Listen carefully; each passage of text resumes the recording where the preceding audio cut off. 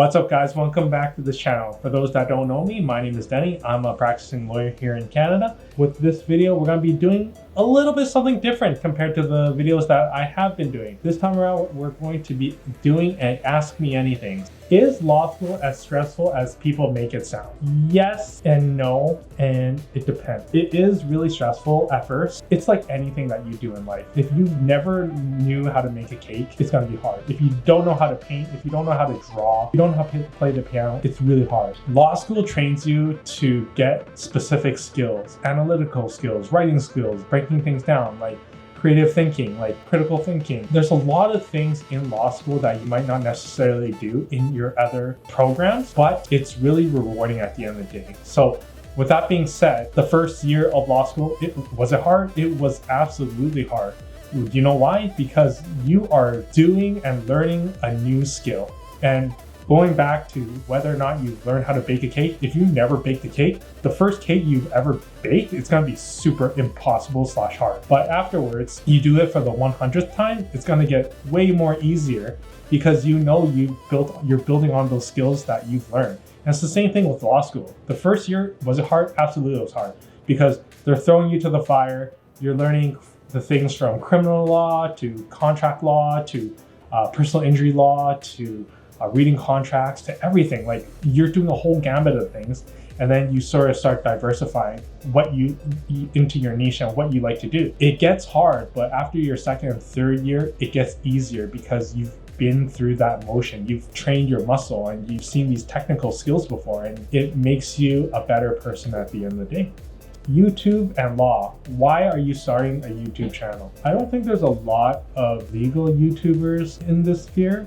And I definitely think that I wish I had someone that told me all the things that I want to tell you and all the stories that I want to share to you. Because law school, it's expensive and it's time consuming and it's not for everyone. It takes a specific person that really wants to do law school.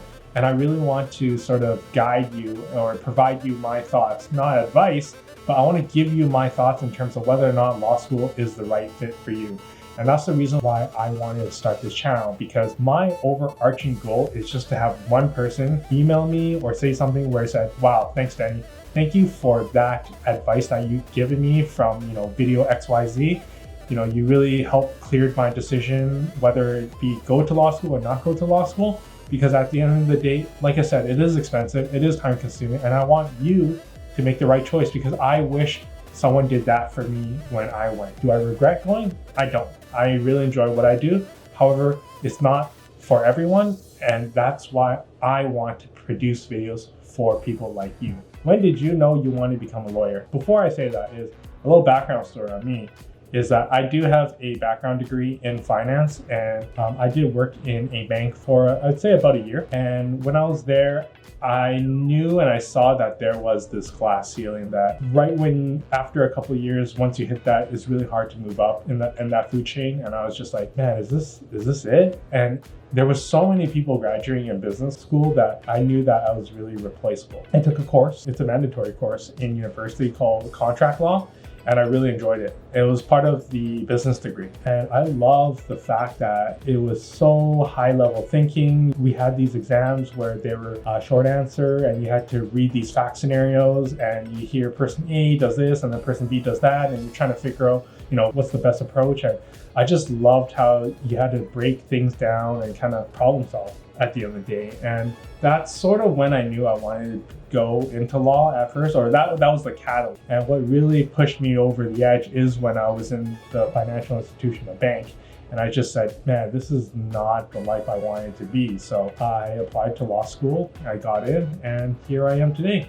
Why'd you start your own firm? For those that have been following me on the channel, I do own my own law firm. Me and my other business partner, we have opened up our law firm just last year. And the reason why I wanted to open up my own law firm is the fact that I have full autonomy. I didn't want to work for somebody else at the end of the day. Going back to that previous question where I told you where I worked at a bank and there was that glass ceiling, It was the same thing when I was working at a law firm. I was kind of working with a boss, and I was working with a bunch of multiple partners at the law firm. At the end of the day, the files that they gave me, those are their files. They aren't my clients at the end of the day. I was assisting them with a transaction, or I was assisting them through a legal process because there was some sort of issue with it. However, there wasn't a true ownership where I can say, that file is mine. The reason why I opened up the law firm is because I wanted to say, hey, these are my clients, I'm helping them. It's like a subtle change, but it's a massive change at the end of the day because it's a mindset change where it's like, oh, now these people are really relying on you. Now,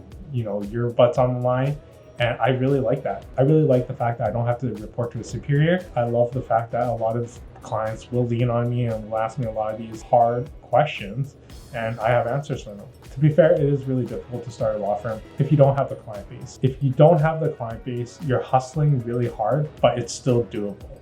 And I would always recommend someone to actually think about that, because you have to imagine the fact that if you're in a big law firm or medium-sized law firm, you're still working for somebody else. You're still doing, grunt work. Once after you break out of it, you kind of do off things on your own.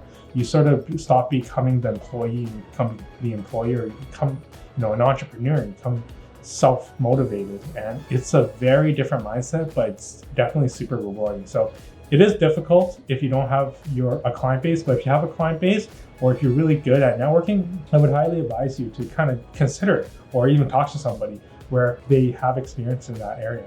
Which field of law do I practice in? The area of law that I practice in is a mixture of business law and real estate. I love dealing with clients. I love kind of figuring out their business idea and doing a correct structure in terms of how to proceed legally. We usually work in a team with a couple of members and also the accountants to really figure out what is the best approach for our client, because everything isn't really cookie cutter. It really depends on the person and how they really want to structure their deal and their business and what they see for themselves in the future. So that's the reason why I love business law so much, is that every person is very unique. Yeah, a person might take the same road at the beginning. However, a lot of people branch off and do different things. And I love figuring out the problem solving. A lot of the times when it comes to corporate commercial work, even the lawyers that I deal with on a day-to-day basis, we're all pretty friendly and collegial with one another, because at the end of the day, we know that we're trying to get to the finishing line. Everybody's trying to get to the same finishing line. It's just a matter of how and when. And that's the reason why I like it. It's less confrontational compared to litigation, where you're always in court, you're suing somebody, everyone's having arguments back and forth, saying their client is right versus your client's wrong and all this stuff. No, I really like the business law and the transaction part of it. How do you stay organized? Organization is key. If you're not organized, you can have a ton of things that slip through the cracks and might bite you in the butt at the end of the day. How I stay organized, I have a really good legal assistant who I get them to do all my scheduling. I tell them what needs to be done and they'll put it in my calendar. I use Google Calendar for all my meetings, for everything. I literally plan my life on there in order to execute documents and kind of structure business deals and keep notes. I use a variation between Notion and Nobility, and those are definitely my favorite apps and web apps that I use in order to stay organized. So with that being said, these are questions people have asked me and I've answered them over the YouTube sphere. Thank you for watching. If you like these videos, click on other videos within my channel and start watching. Comment and subscribe and let me know what your thoughts are. If you like these videos, if you like the channel, if you like where the channel is going, I'd really appreciate your feedback. I really appreciate you guys subscribing. That's it. I'll talk to you guys later. Peace.